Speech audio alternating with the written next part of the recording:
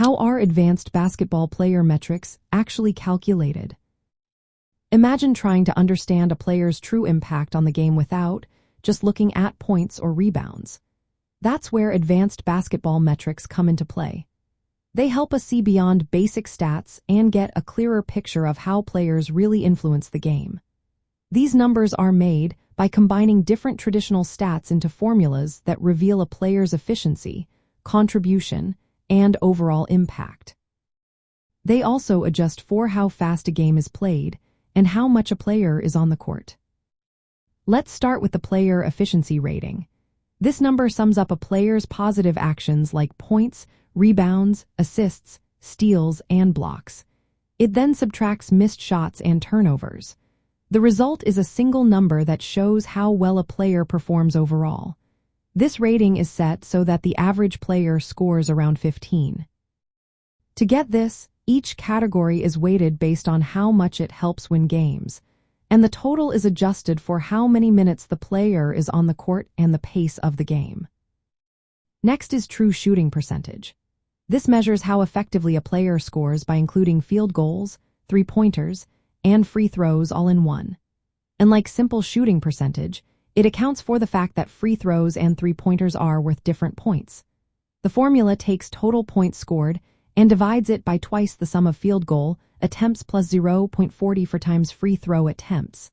This gives a more accurate look at scoring efficiency per possession.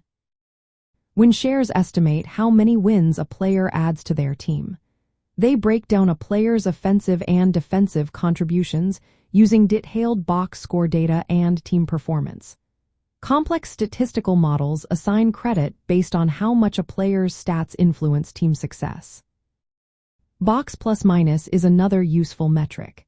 It uses box score stats to estimate how a player impacts team performance per 100 possessions. It combines offensive and defensive effects, adjusting for the team's overall strength. Other important stats include rebound rate, which shows the percentage of available rebounds a player grabs while on the court.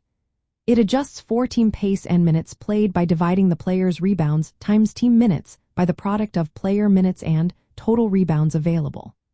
Assist to turnover ratio measures how well a player creates scoring chances while limiting mistakes by dividing assists by turnovers. Most of these metrics are possession-based, meaning they normalize stats per possession to compare players who play at different speeds. Possessions are estimated with formulas that consider field goal attempts, offensive rebounds, turnovers, and free throw attempts.